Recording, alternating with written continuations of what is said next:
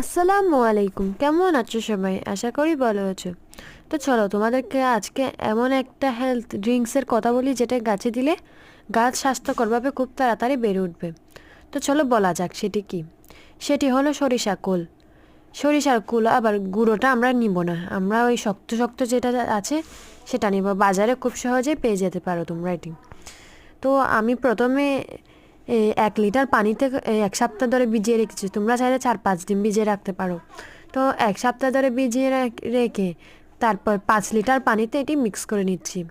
1 litre পানিতে দিয়েছিলাম আর 5 litre পানিতে মিক্স করে নিচ্ছি। তোমরা তোমাদের পরিমাণ অনুযায়ী মিক্স করে নেবে যত তোমাদের পানি লাগবে।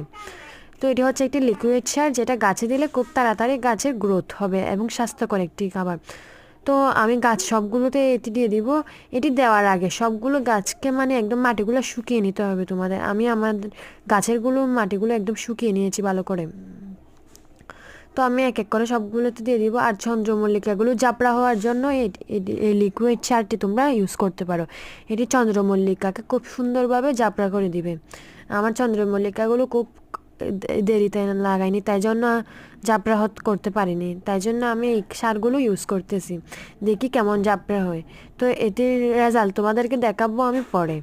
আগে আমি এখন লিকুইড সার ইউজ করছি, তারপর তোমাদেরকে আমি রেজাল্ট দেখাবো যে কী ফুল ফল হয়। এরকম আরও ভিডিও পেতে চ্যানেলটি সাবস্ক্রাইব করে রাখো। আর আজকের জন্য এতটুকু, সবাই ভালো থেকো, ওকে বাই।